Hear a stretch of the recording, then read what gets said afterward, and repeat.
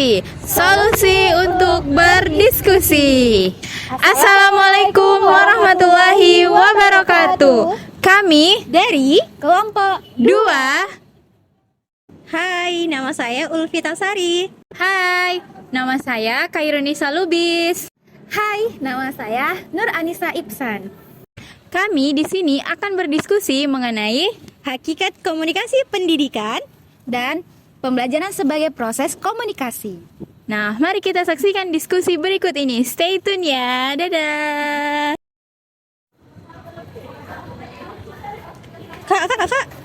Kak, boleh nanya nggak, Kak? Nah, kira-kira menurut Kakak nih ya, apa sih pengertian komunikasi pendidikan tuh? Komunikasi itu tentang penyampaian informasi gitu. Contohnya tuh seperti guru ke muridnya gitu. Oh ya Kak, ya kemudian menurut Kakak kan tentunya komunikasi pendidikan itu kan punya komponen. Nah, apa-apa aja ya Kak yang Kakak tahu aja deh gitu. Kalau komponennya itu mungkin ada komunikator, dan interaksi gitu ya. Oke, berarti 3 aja udah memenuhi syarat lah itu ya Kak. Iya. Kemudian Kak, tentunya komunikasi pendidikan itu kan ada kan nih fungsinya untuk para peserta didik dan guru-guru. Nah, apa tuh Kak kira-kira? Nah, fungsinya itu ya salah satunya penyampaian informasi itu dari muridnya yang tidak tahu menjadi tahu gitu. Nah, itulah mungkin fungsinya. Oke, thank you ya Kak. Bye-bye Kak. Permisi Kak, boleh saya wawancarai? Boleh Kak. Oke, saya mau nanya nih tentang pembelajaran sebagai komunikasi dalam pendidikan itu bagaimana menurut Kakak?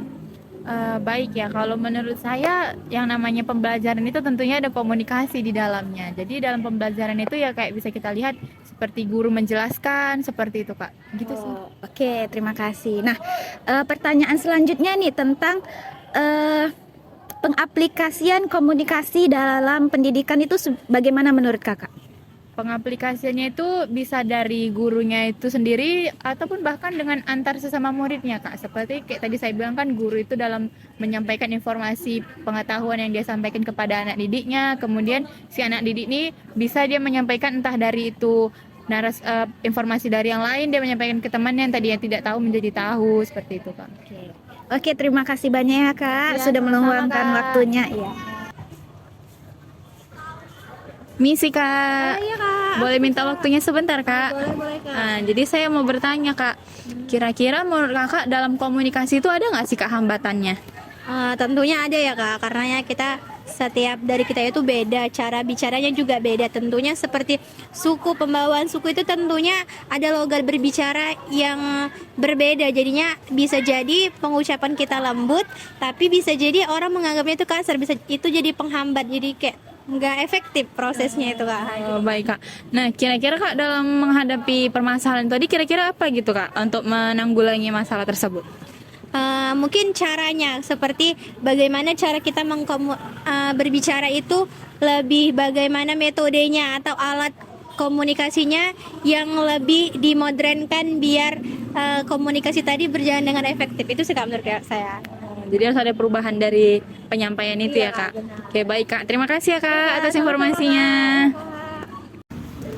Oke guys, nah tadi kan kita sudah melakukan wawancara nih ya kan. Sudah kita tanya-tanya sama orang mengenai jawaban mengenai tentang komunikasi pendidikan, yang dimana jawaban mereka itu berdasarkan dari pemikiran awam mereka, seperti itu. Nah, jadi saat ini kita bakalan memulai diskusi kita lagi nih Kak, untuk meluruskan jawaban-jawaban dari para wawancara kita tadi. Nah, iya, oleh narasumber yang sudah kita tanya secara random ya kan Kak.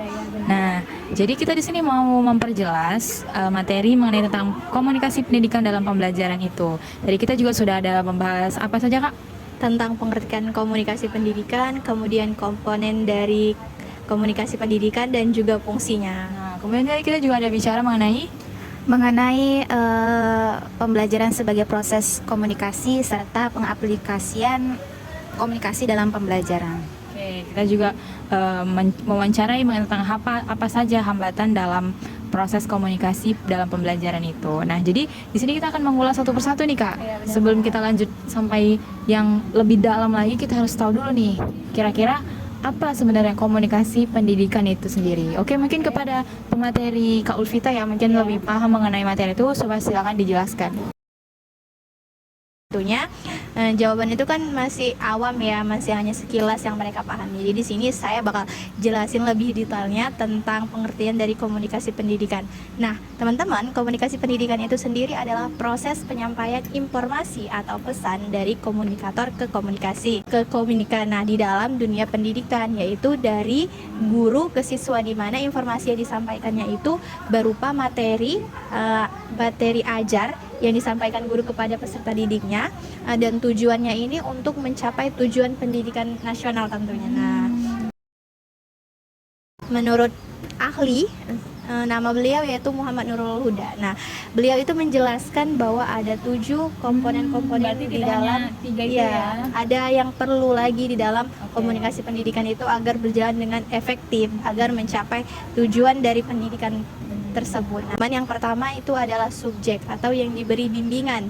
Biasanya kita sebut dengan peserta didik. Nah, peserta didik ini berperan sebagai komunikan, di mana mereka yang menerima informasinya. Kemudian yang kedua adalah orang-orang yang mendidik, atau kita sebut guru aja lah ya kan, biar enak. Nah, guru ini sendiri berperan sebagai yang memberikan informasi atau pesan kepada komunikan.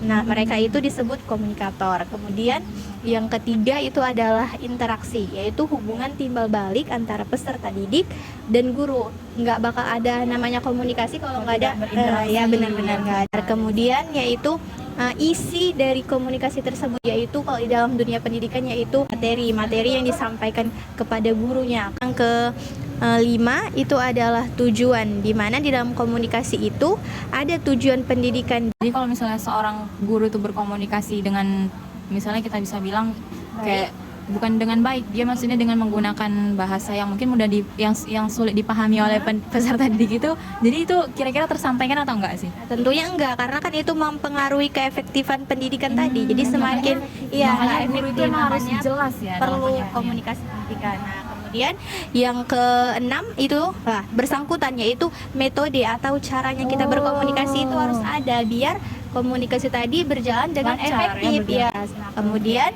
yang terakhir itu adalah peristiwa atau kondisi, di mana ini sangat mempengaruhi dari komunikasi tersebut. Seperti di sekolah, semakin nyaman tempatnya, maka semakin nyaman pula proses terjadinya komunikasi antara peserta didik dan guru. Nah, selain komponen, tentunya ada dong fungsinya Fungsi dari komunikasi pendidikan itu kan untuk dunia pendidikan. Nah, yang pertama itu adalah fungsi komunikasi sosial, di mana di dalam dunia sosialnya peserta didik itu sangat membutuhkan namanya komunikasi, karena di dalam hubungan sosial, kalau di sekolah kan pasti anak-anak itu bakal berhubungan sosial dengan gurunya, dengan temannya, kepala sekolah, warga sekolah, dan juga masyarakat di lingkungan sekolah. Makanya itu komunikasi tadi berfungsi sebagai komunikasi sosial. Jadi sekarang saya mau nanya nih kan. Iya, boleh. Jadi kan dalam kondisi sosial gitu. Jadi terus bagaimana dengan peserta didik yang dia tuh cenderung lebih kayak introvert ya bahasanya sekarang ya. Yaitu dia tuh tidak gimana ya? Tidak mau sosialnya banyak tuh ngomong. sosialnya tuh kurang gitu ya kan.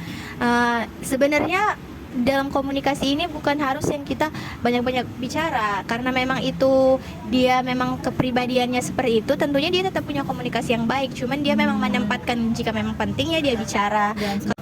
Kemudian yang ketiga itu adalah komunikasi berfungsi sebagai ritual, dimana kalau di sekolah itu ada kan misalnya mau doa bersama atau Jumat berkah. Nah, disitulah fungsinya dari komunikasi ritual tadi, dimana melakukan ritual-ritual keagamaan yang dimana memerlukan komunikasi, dimana kan anak-anak di situ dimulai dibiasakan untuk memimpin doa gitu. Jadinya itu termasuk dari fungsi komunikasi. Kemudian yang terakhir itu adalah komunikasi instrumental. Nah, komunikasi ini berfungsi secara umum, nggak fungsi menyampaikan pesan atau informasi yang akurat, fakta pada umum, nggak lagi lingkup yang sederhana, tapi lebih luas tentang bagaimana keadaan di luar gitu, nggak di sekolah lagi, tapi tentang yang yang fakta-fakta aja gitu. Nah, mungkin itu saja fungsi dan pengertian dan juga komponen dari komunikasi Dijelaskan pendidikan. oleh Kak Ulfita, mungkin agak lebih diperjelas dalam komunikasi dalam pembelajaran itu sendiri. Oke, mungkin kepada Kak Nisa Ibsan dipersilakan. Terima kasih sebelumnya. Jadi dari jawaban orang-orang yang sudah kita wawancarai bahwa benar adanya pembelajaran itu sebagai proses dari komunikasi.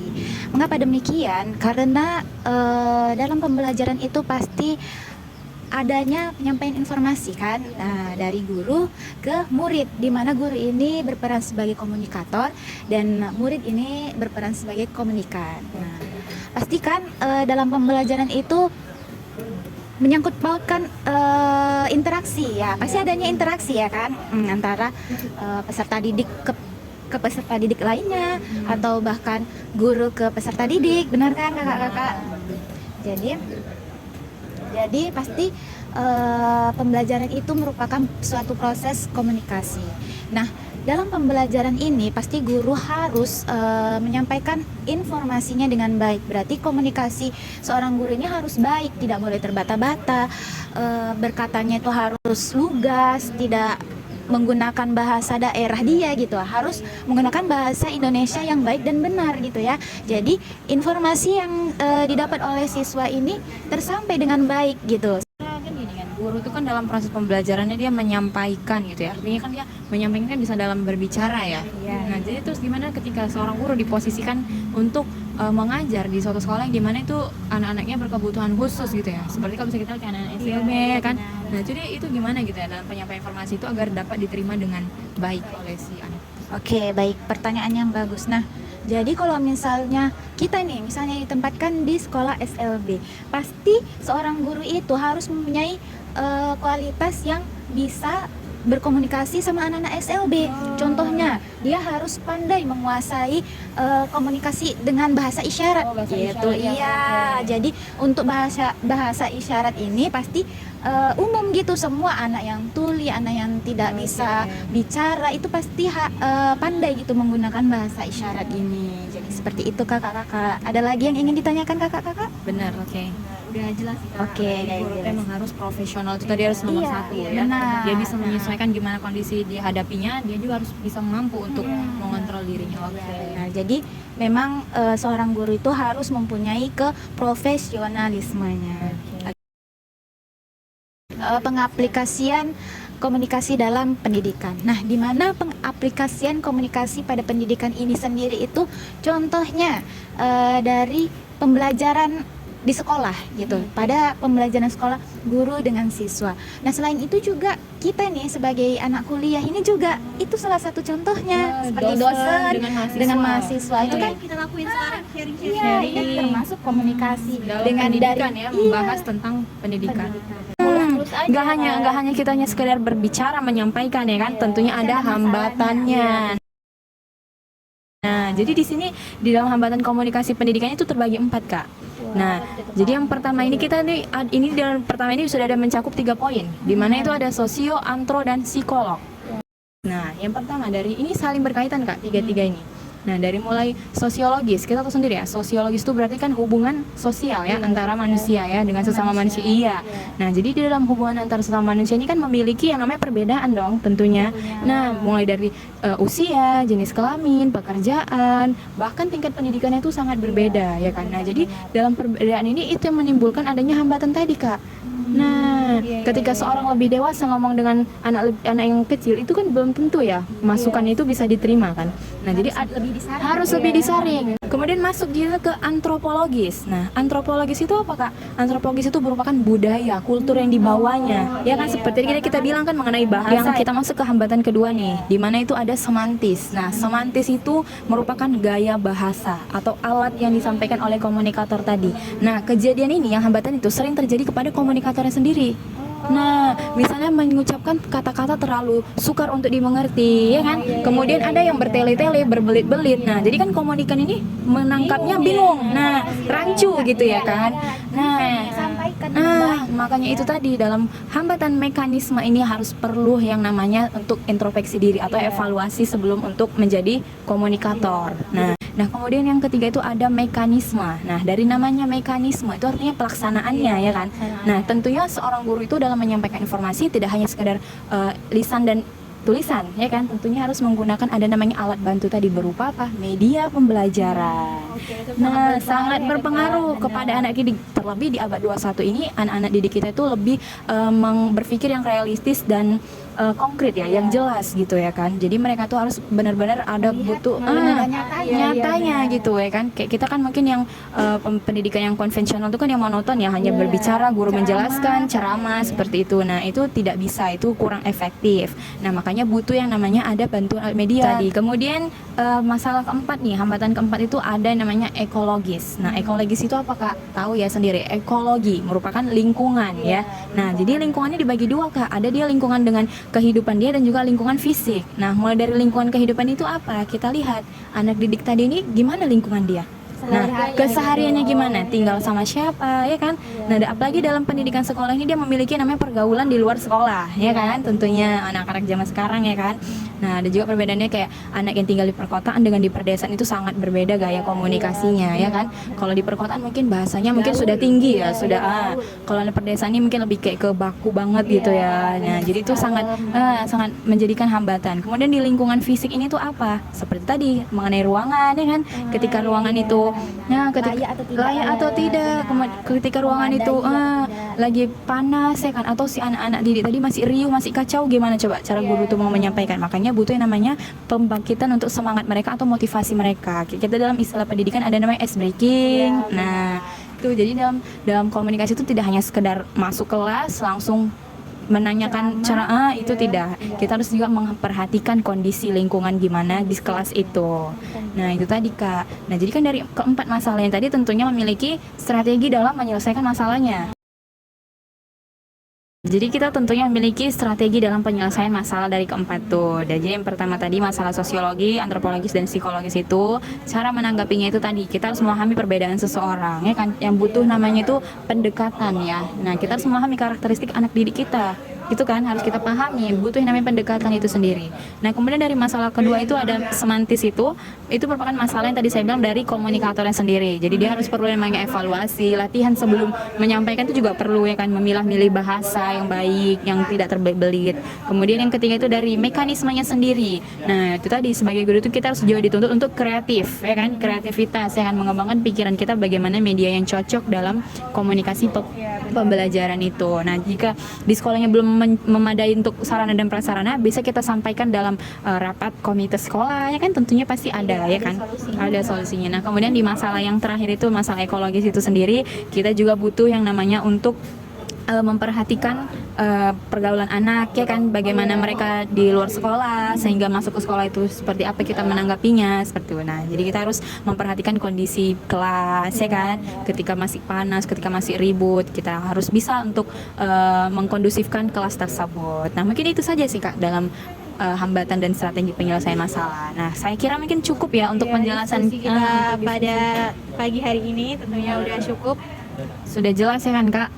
Nah, sudah jelas. Jadi kalau misalnya ada teman-teman nih yang masih kebingungan atau mungkin ada pertanyaan lain ya yang menyangkut soal pendidikan ini tadi, komunikasi, bisa di komen. Oke.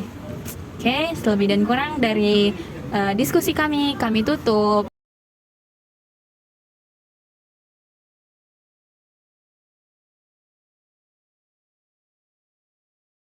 Assalamualaikum warahmatullahi wabarakatuh. Salam solusi. Sampai ketemu